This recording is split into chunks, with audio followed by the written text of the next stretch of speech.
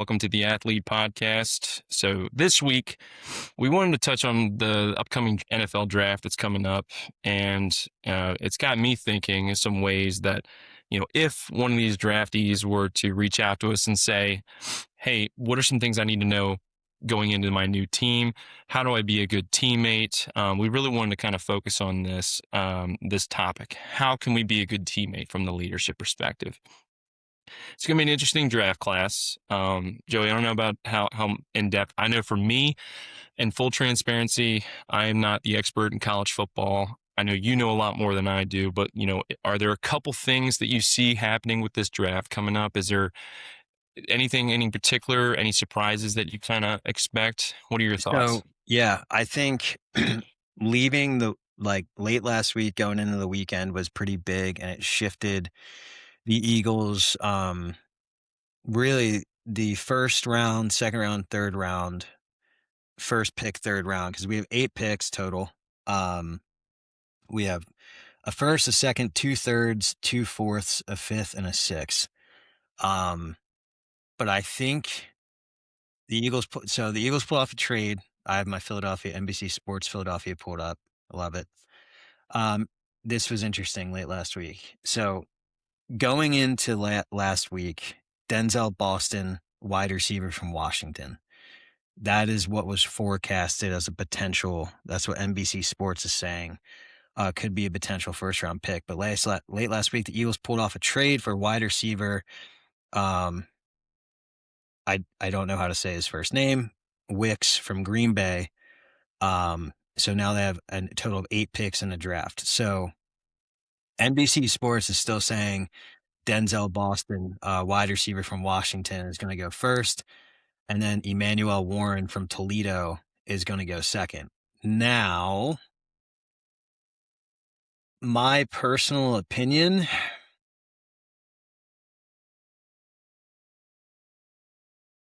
I think that the safety from Toledo is going to go first. Interesting. Okay. Because they just pulled that. They haven't traded A.J. Brown yet. But here's the scenario where in my head, and I don't know a lot about general management or really from a consumer standpoint, if they draft a wide receiver first round, that pretty much tells me A.J. Brown's getting traded. Interesting. If they draft a safety from Toledo, they've had great success from the defensive back that they pulled from Toledo before. I would assume that the same coaching staff is there because he's going on his third year. If they draft the safety first pick, first round or pick 23, I think that A.J. Brown stays for 2026. And I agree with drafting the safety and not trading A.J. Brown because Howie Roseman did what Howie Roseman does, and he has manipulated this wideout room into still having A.J. and having Devontae Smith, but having these dynamic threats that he signed in the offseason coming in. So, in my opinion, I think you draft the safety first, and then if Boston is still on the board, you draft him second on a rookie contract, like a 4-year rookie contract. And then that gives you time to manipulate this season. How does AJ do? Is he the issue or is he not? Are they going to trade him for someone big? Yeah, Because really we're still not looking into another. They have a first round draft pick at 23 and they need a right tackle.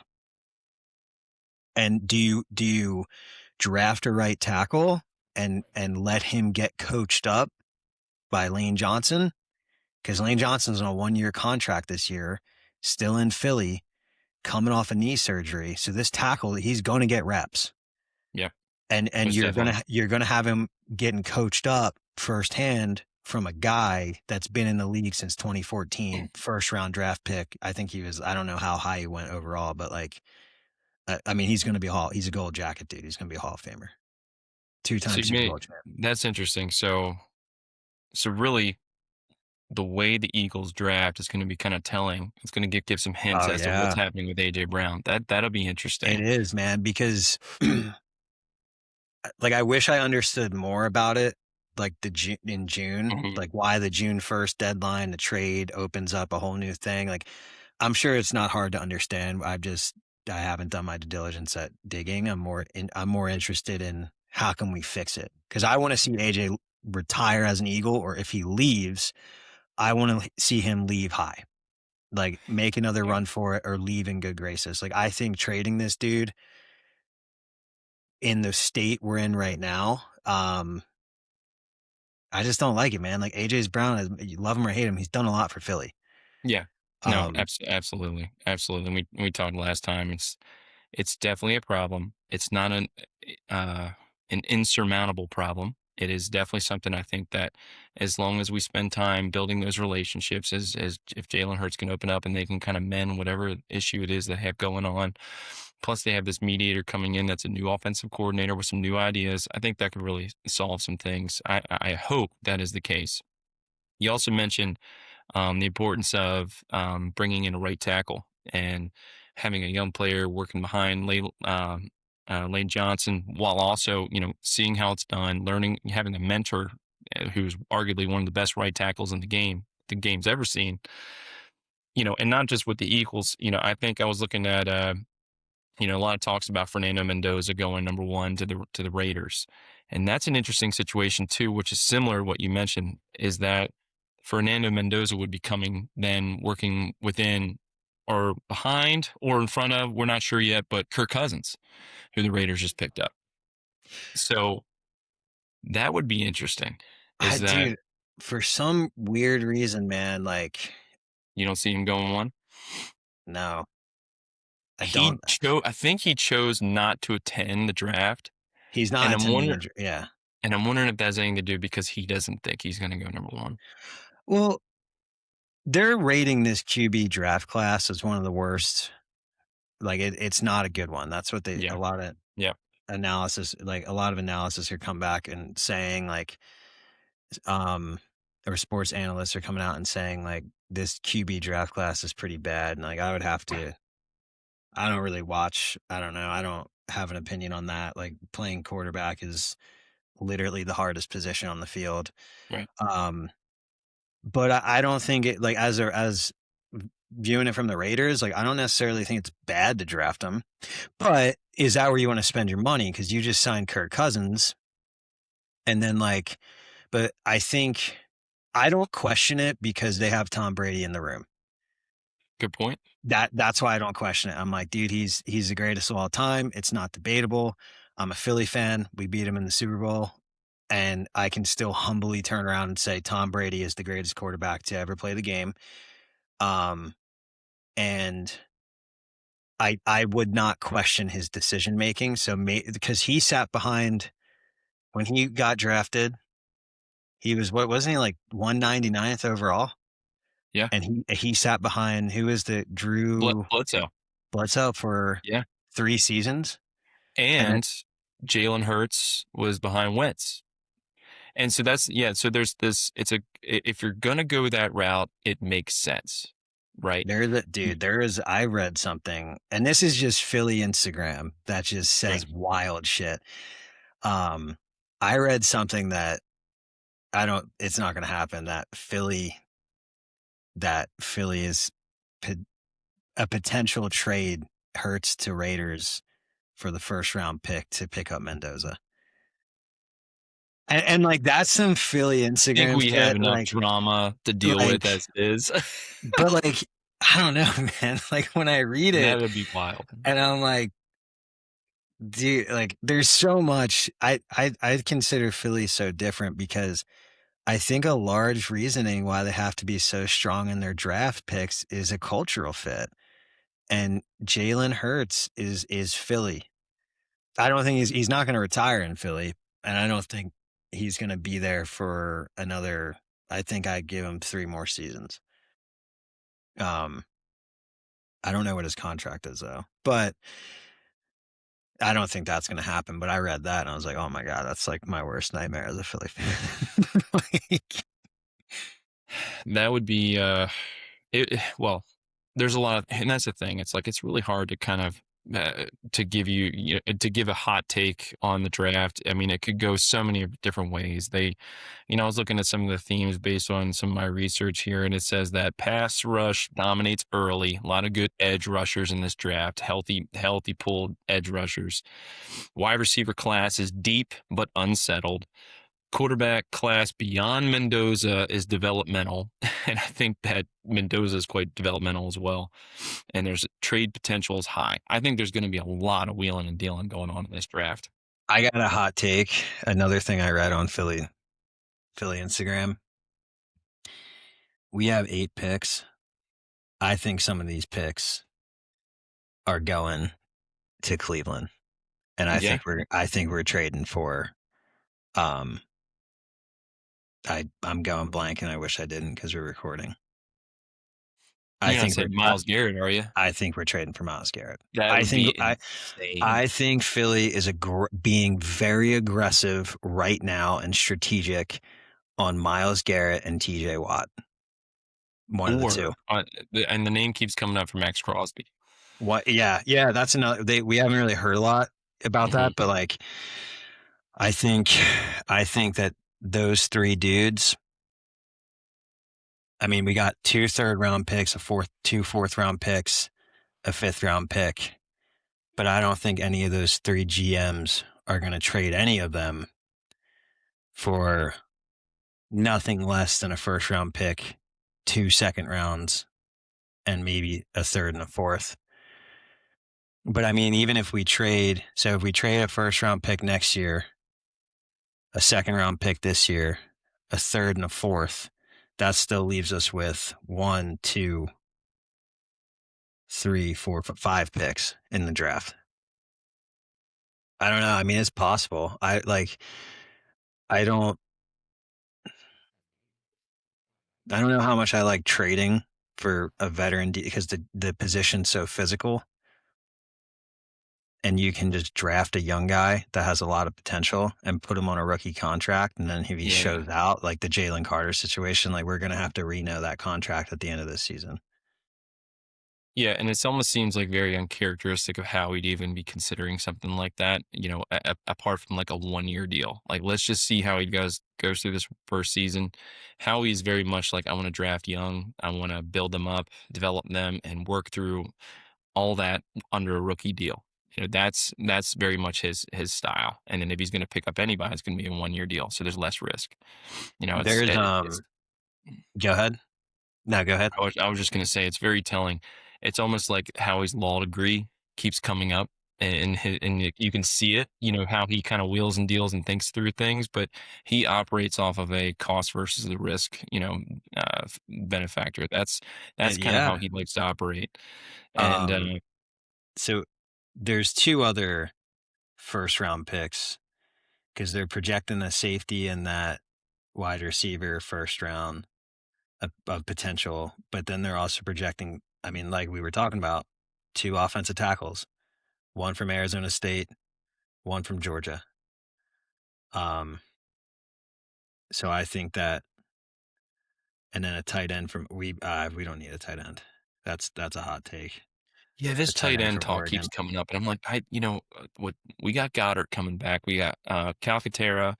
To me, it's Yeah, like I don't think that's the most immediate need. What we do need is an edge rusher. We do need a tackle, arguably a couple offensive linemen. I would be looking there before I look anywhere else, man. And it's part of me is like, anytime another wide receiver comes up as like a a draft prospect, I'm just kind of like, but why? Like we already have a great wide receiver class right now. We just picked up another one, like you were mentioning, off of Green Bay. It's like, let's fill the most. Let's prioritize and execute. Focus on the biggest priorities that we need right now, and go from there. Um, but nonetheless, this trade, I keep calling it this trade. This draft is going to be interesting. I think it's going to be exciting. I think it's going to be because we don't have that deep of a draft class this year. There is going to be a lot of wheeling and dealing going on of players that already exist in the NFL. So that's what I'm reading about right now. I think yeah, Tanner McKee. I think he's going. I think Yeah. Howie's gonna he's gonna Yeah, he's that gonna could certainly happen. That could certainly happen. So, what I wanted to do is kind of segue this into a conversation about what makes a good teammate. Because just like every single year in the NFL, we have a lot of players leaving the team they've been with for years and then entering into a new culture. And if we were asked the question, or if somebody asked for us to come and talk to this new player that just came in, and this player was receptive to learning and receptive to some consulting about, what should I do? What are some of the things that I need to be thinking about as I enter into this new team, and what makes a good teammate? And it reminded me of this book that I read a short time ago. It's called The Hard Hat, written by Jon Gordon. This book it's a very easy read. I think it's only 100 something pages, but it paints this story of a lacrosse team. Specifically, it's Cornell University. Cornell has a deep lacrosse history. But this story it's a true story about a player named George Boiardi. And if I'm mispronouncing the name, my apologies. But it's about the team that George helped create and his legacy and the team's legacy. So before George got to the team, so here's the story. And I'll do my best to, it's like, as much as I want to keep out the spoilers here, I think we're just going to say hell with it, because it just makes it great. But definitely check out this book. But so Cornell, one of the things they used to do all the time is that they created this culture, this blue collar culture. A short time ago, I had a chance to interview Dave Doran, the head coach at NC State Wolfpack, and very similarly, his idea for his culture is like we adopted the blue collar attitude, hardworking. You show up to the locker room, you show up to the workouts, you show up to practice, you punch the clock, you put in the hard day's work, leaving the field with pride that you gave it everything you possibly had today, and then you punch out for the day. So, Jon Gordon, the author, this is what he wrote, describing the culture.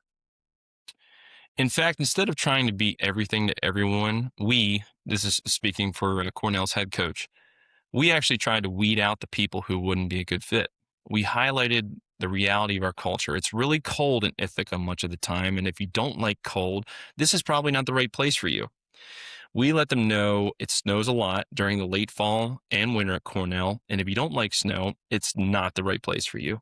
We tell them that if you come here, we'll provide them with an opportunity to train hard and be one of the hardest working teams in the country with no illusion of wins and losses. If you don't like to work hard for others, this is not the right place for you. We tell them about the hard hat, and if it doesn't resonate with them, then we know it won't be a good fit. The hard hat has become a big part of our culture and represents all that we stand for. By weeding out the wrong people, we're able to zero in on the right guys that fit our culture and then partner with them as they develop into great teammates and a great team. So this hard hat is their symbol. And it's a red hard hat that it's given out to the freshman that best represents the team's culture. Okay, so after your freshman year, they elect whoever's going to don the red hat, and the red hat carries with them through school, through practice. They tote the hat. I think they wear the hat. Well, George, who is the main subject matter the subject matter of the story, he enters in his freshman year and he dominates, and it was unanimous after his freshman year he would wear the hard hat. But then the author starts describing who George was and the type of player and person that he was. And when the author was interviewing the coach said, George was quiet, soft-spoken, humble. He said that George had a quote that stayed on his nightstand ever since he was a kid. It was a quote from Ben Franklin, which is, "Well done is better than well said." So let me ask you this. What do you think he meant by that? Well done is better than well said. I think in this sense, doing the work instead of telling people to do the work. Yeah. No one's going to respect someone that's telling you to do the work when your hands are clean. Like Exactly. people always respect the manager, leader, whoever you are, teammate, that's going to tell you to do the work, but he's also banging the hammer with you, you know? Mhm. Um, that's like, you see that all the time in the military. But unfortunately, you see it as guys progress. You would see it at the squad leader level. Well, I don't have to do that. I have 2 team leaders and I have a 9-man squad where it's like, all right, man, ask your guys how they think of you like in 6 months. um, you know? So Yeah. that's always been like very interesting too in the military. Like looking back at it now, if I go up to a, like, I don't know if any first sergeants or platoon sergeants do this, but like if I go up to a random kid in like third squad and I'm like, hey, how do you like Sergeant whoever? And if he's timid, like that tells me something's not right, you know? Yeah. Whereas like, but you'll have guys in the military like, oh yeah, all right, dude, you're just a Joe hugger. You just love the younger guys. You look out for them. Like, well, I mean, I definitely disciplined my dudes. You know, like I got my shit kicked in when I was younger. But like these are also the same dudes that are like making the wheel go round. There's more of them than there are of us. So maybe we should probably treat them like humans. Absolutely. So yeah, not to go on a rant there, No, but no, no, perfect. And I think that there's a lot more of these guys who are the ones that are the well said versus the well done. I've worked with them my entire life. I've been on teams with them, and they're all talk and maybe not a whole lot of performance to back it up. And whereas George is very much about performance, and he's not going to say anything about himself. He's like, I'm going to lead by example. The work will speak for me. And I think that's just it's not as common these days where we have a lot of showboaters in companies and in teams. They like to say how much they've gotten done because hey, they want to be noticed. They want to stand out. They want to be promoted, which understandable. Then we have the folks that don't say anything about themselves and they say the team worked well. Team worked hard. But this individual is also putting in countless hours. They're getting the work done and some, and they're making their culture better because they're doing it with humility. And that's a lot what we're describing here with George. George spoke through his actions. The coach said nobody on the team worked harder, whether it was in the weight room or in conditioning. Everything that he did was to the best of his ability, and he was always looking for ways to improve. I think we talked about this last time where being comfortable with the uncomfortable and how improvement happens when you play in the uncomfortable area. When you're not really sure how things are supposed to go, you kind of you learn you dive into the deep end so that you can learn more and absorb more, and out of it comes polished success and wealth of knowledge in a new area, right? So he was always looking for ways to improve. There was another story that when freshman recruits would come to visit, if you've ever done your visit at college teams, it's kind of a humbling experience, especially for the recruit. I It's did not always the one. it's not And always the most. I was with my buddy. We went to Notre Dame. He was getting recruited by ND. Um, yeah. Where'd you sleep? Out of curiosity, where'd they have you sleeping? So what I had just moved. So this is a really funny story. So like I just moved from Philly to Virginia Beach and I lived in Virginia Beach for about 2.5 years. And then I moved from Virginia Beach to Ohio. Um, Virginia Beach had good football. I mean, Percy Harvin came out of Virginia Beach. Um, but like nothing compares to Ohio football. Ohio and Texas, nothing compares. Ohio, Texas, Florida, Georgia, California, Big Five. And my buddy was a 6'3" guard, right guard. And he got recruited by Notre Dame. And he's just like, hey, dude, you want to come to Notre Dame for I think it was like sophomore day. One, I meant the number one recruit in the nation. He was an outside linebacker, won 2 state championships from a private school out of Jersey. I'm just going blank. I think he was playing, they were going to play him up. So he was a little thinner, massive human, but I think they were going to move him to safety or either, yeah. But, dude, it was the nicest place I've ever been to. Like I walked in to this room and I'm like, they had like all you could eat bagels and shit. And like Mm, I didn't grow up with we didn't have it crazy hard, but we also we definitely weren't rich. So we they just had like all this all you can eat food, and I was like holy shit, dude. And yeah. I ate so much food that day, and then but the more funny story is for later, right? It's like I'll let you finish and I'll get into Oh yeah, it. yeah, yeah, no worries. It just reminds me, man. It's like I had a hard time just keeping weight in my freshman year because you're walking everywhere. So it's like I think that's one of the reasons why it's like all you can eat. No, it's like you have to keep eating, and that was never a Yeah. problem for me in high school. I ate a ton, but I just wasn't walking miles every single day, and in addition to practice. So anyway, well, on George's, I guess this was when he's a sophomore. He was tasked with, one of these new recruits is going to spend the day with him. When it came down to it, typically how it would work at Cornell is the recruits would sleep on the couch, because it's, they're living in these dorms or whatever the case may be. And it's basically just, there's maybe two beds for the, whoever's, staying there permanently. George would sleep on the couch and he gave the recruit his bed. Just goes to show you, like, it's the team before me, the selfless servant, and so it's understandable why George earned that hat. You're starting to kind of see it all kind of come together here. And then really it all kind of culminates after the spring practice. I think it's a captain's practice, if I'm not mistaken. So there's a captain's practice, and this could be in the winter. Again, I'm doing my best to paraphrase this as best as I Yeah. can, but after they have this captain's practice, it's tradition that they run through campus, and usually there's snow in the ground because and I've never played lacrosse as a baseball player, but a lot of these guys you're putting in some reps when there's snow in the ground if you're up north. They run through campus and they come to this bridge, and this bridge is over top of this river, and it's tradition that the freshmen have to jump off the bridge into the water. The water's like freezing cold, and it's like 30 feet high, right? And so the freshmen are lined up and nobody wants to jump in.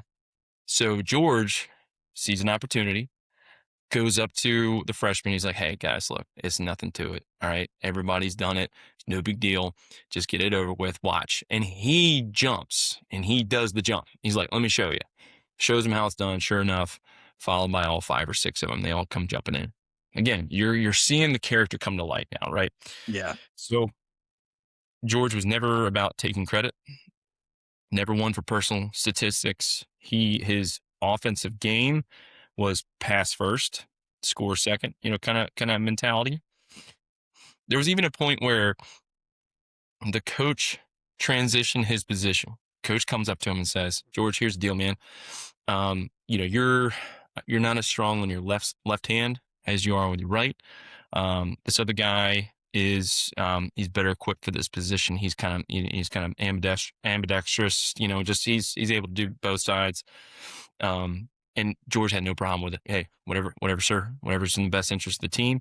Happily switched positions, and and shortly after that, I think some players would see George working on his left hand constantly after practice so he can get better with that. So he saw it as an opportunity to say, no problem, coach, no objections whatsoever. That's in the best interest of the team. I'll take the sideline on this one. But I mean, they're not putting George on the sideline. They're finding him another position. Now, that's another thing in itself. I'm talking to high school football players all the time.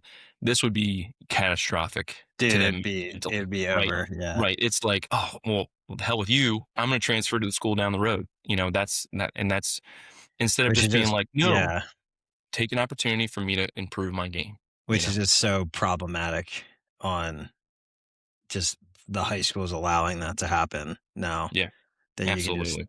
treating it like as if it's just like you're a D1 athlete and you can just transfer wherever you want. That's So naturally, the players gravitated towards George. You could see why, right? There is no ego. There's no self-serving attitude. There's no victim mentality, which is, oh, woe is me. Here's my lot, blah, blah, blah. He doesn't care about that kind of stuff. This dude genuinely just cares about his team.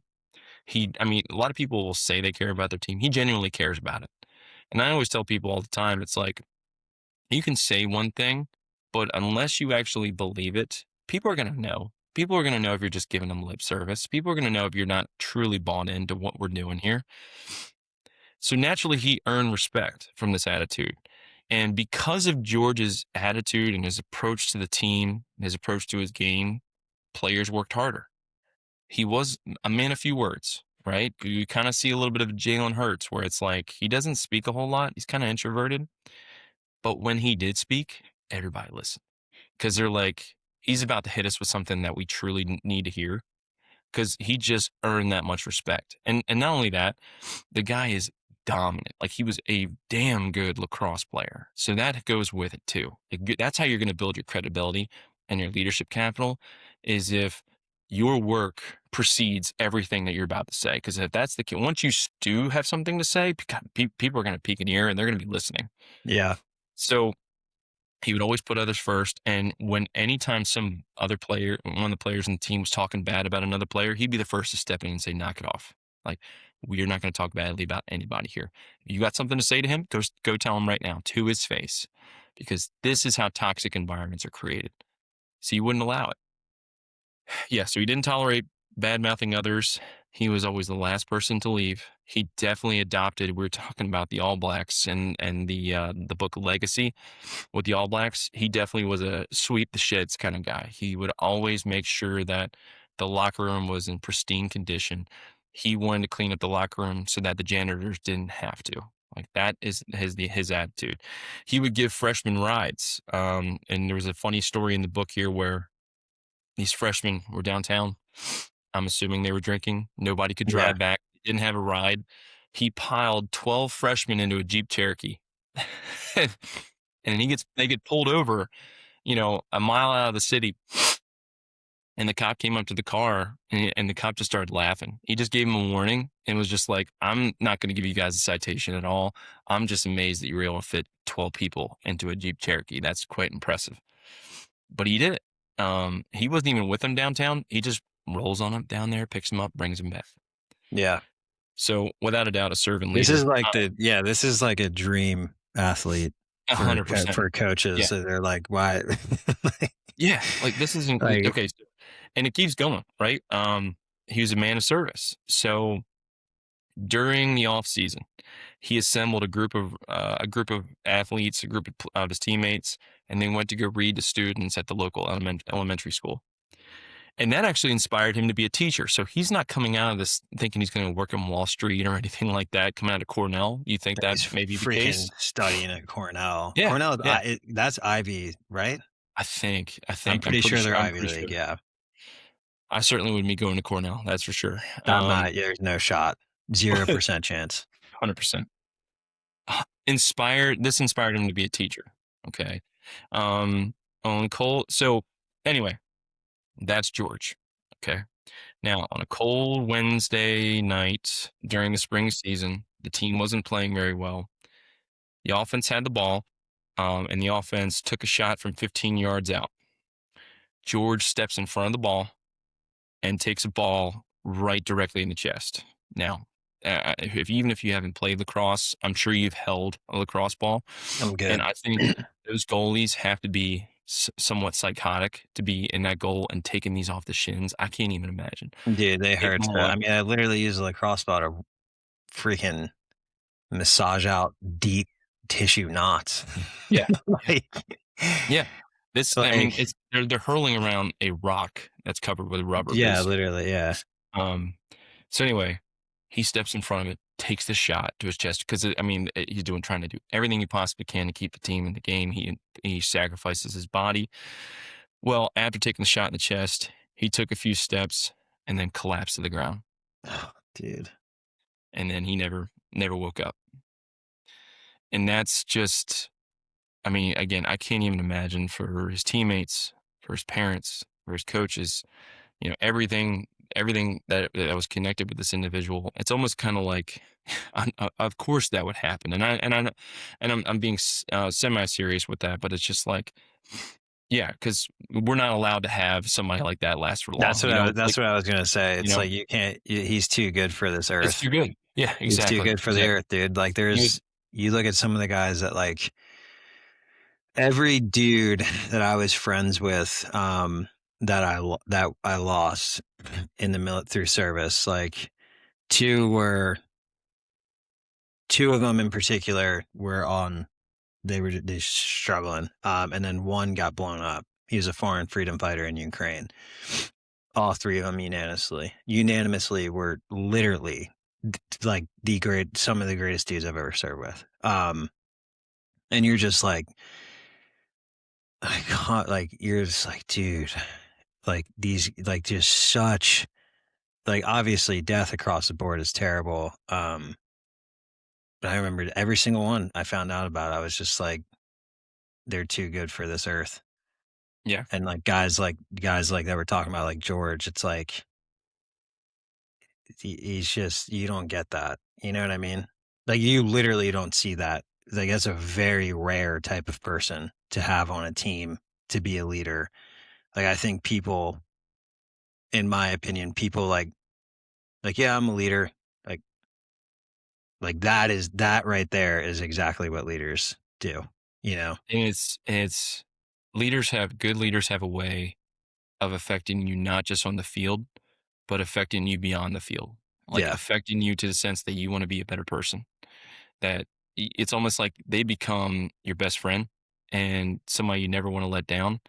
And also, it just has this monumental impact on your game, but also you as a person as well. And um, it's just absolutely incredible. Now, I was just floored when I'm reading this because as I'm reading this, I'm like, this is just like you said, this is exactly what we hope anybody to come out of. Like, and that's if we can inspire some more players to just, just having some of the few intangibles, like just some of these things, adopting some of these things and how you approach life and how you approach your game. I mean, you're going to be so much better for it. You're going to be set up for a lifetime of success, having this attitude that you're putting everybody first above yourself. This is exactly what it means to be a leader. So I made this list. And so to kind of bring things full circle here, in a world dominated by finances and money and just looking for the best possible deal you possibly can, you know, I encourage these new draftees to think about how can I best represent my team? How can I Be best represent George. myself and my family is to be a leader like George. And what do we mean by that? It's sweat more, be the hardest worker on the team. Well done is better than well said. So be a man of actions and less of your words. Be humble and hungry. That means stay late after practice. Work on your game. You never know who's watching. Pursue excellence in all things. So everything you touch, everybody you talk to. When was the last time you gave 100% effort in anything? I'll be honest with you. It'd be hard for me to think of something where you've La- given a last hundred week. percent. Last week was the first time, and this, I don't even like saying this because we're filming. I've prepared for interviews, but not like last week. Like absolutely not like last week. Um, and it shows. Like it almost like I almost needed it, you know. Like Yeah. I've like prepared, given 100% to a few others, and I just really just bombed them because I'm coming out of the military. I don't know, and it takes a while to get, you need a few reps under your belt before you start actually understanding like how do I prepare for this shit, right? Yeah. But like last week was the first time I gave 100% effort to two in particular, and I'm like, at when I close my laptop, I'm like, that's 100% effort. That's what Well, you receive on the tail end of it. When yeah. you put your phone down, you stop scrolling, you shut up, and you're like, okay, I like internet. What's the product? Give me everything I need to know about it. Manufacturing pieces. Where is it manufactured? Where is it coming from? Hmm. How do tariffs affect it? Like You'll all know. these things, like because when you get asked questions on it, you can answer it. Yeah. You know, Yeah. It's and a I great think example. it's the same. It's the same in sports in this scenario. Like you said, like when's the last time you've given 100, truly given 100%? Like as a husband and a father, like when you give 100% every day, like when your head hits the pillow, you're out. Yeah. Yeah. Like there, you know what I mean? Like But there, I will just add to that. You hit that pillow with you're exhausted, but with so much pride. Like, think about it 100%. this way, from fathers, and I can say this, I know you can say this too, but it's like, how many times have you left work, it's 5 o'clock, you get home, and you're gassed, but your Dude, kid hasn't seen you all day, all and he day. wants to play with you, or she wants to play with you, and there's that thing in your mind that's like, "No, man, just tell them go play on their phone on your phone or your tablet," or whatever the case may be, "Go play." No, get your ass up and go play. Because Dude, guess you know what? what? Yeah. They deserve that. That is the team before you. That's exactly what we're 100%, talking dude. That's 100%. And exactly what we're it's talking like this morning, it was 7:30, and I'm like, I got a jam-packed day today. I got to coming at the end of my semester. I got finals next week, but I'm going to take them this week. I'm trying to, and all this shit. And I'm like, my son looks at me at 7:30. He goes, "Will you play with me?" I'm like, dude, That's like hard. Yeah. that, you know what I Yep. mean? Like, I'm like 1 foot out the door. Yeah. I'm like, dude, like it's so like, cause you don't get it back. And I guess like you learn that in sports too. You Mhm. learn that in sports, you learn it in the military, you learn it in a lot of professions, but I think sports in particular, like what's that Al Pacino quote from Any Given Sunday? When you get older in life, things get taken from you, but you don't realize it until you start losing shit. Yeah. Like, Yeah. I think that's actually the verbatim quote. Like being a parent, like you don't see it when you're 18. Like, oh, this goes by so fast playing whatever. You play lacrosse, play basketball, play football. You don't see it because you're so fixated on like college. I don't have to wake up at 6 o'clock in the morning. I don't have to go to two a days. I don't have to do all this other stuff. Dude, it's a direct reflection of what you're going to experience in life. Like when Absolutely. you are a father, you have 10 years. Yeah. And then once your kid It's gonna turns go 10, by it's fast. like they don't want anything to do with you. They got a PS5. You know what I mean? Like, Yeah. and a UFC fighter that I follow said that. And he started crying on his podcast. He's like, you have 10 years, dude, It's not to long. play with. And I'll tell you what, I heard this, I don't know where I heard this, but I heard somebody was like, "The days are long, but the years are fast." Dude, they're so And fast, then man. and that's so true. So just to kind of wrap this up and put a button on it real quick. Best quote that I've ever heard is who is the gentleman that's going to be on our podcast next week? It's Cody Morris. He said, and I think he's quoting from somewhere else. Somebody else told this to him, but life is about choices, not chances. Chances are fleeting. You only get so many chances, but you're in complete control over your choices and the decisions that you're going to make. You can take the season off, or you can take it easy. You can battle through the mud, bleed, cry, challenge one another, and make the best friendships in the best season of your life. Or you can just give half ass effort and see at the end of the day how proud you are of the effort you put in. It's all about the choices you're going to make. And I Yep. think that's where I would leave it at that for this new draft class coming in is you're going to have tons of choices. You're making hundreds of decisions every single day. Question you need to ask yourself is, am I going to be putting the team first or me first? You want to build a culture? Be a blue collar man. Put the work before you and put your family before you and put your profession before you. Put your faith before you. And you're going to want to be uncomfortable. You're going to want to seek comfort and the easy route all the time. And you're not going to want to dive into the deep end, but you're going to be better for it if you do that. And everything comes before you. So yeah, I just want to leave it with that. And I think that's a good place to stop. Yeah. Totally agree.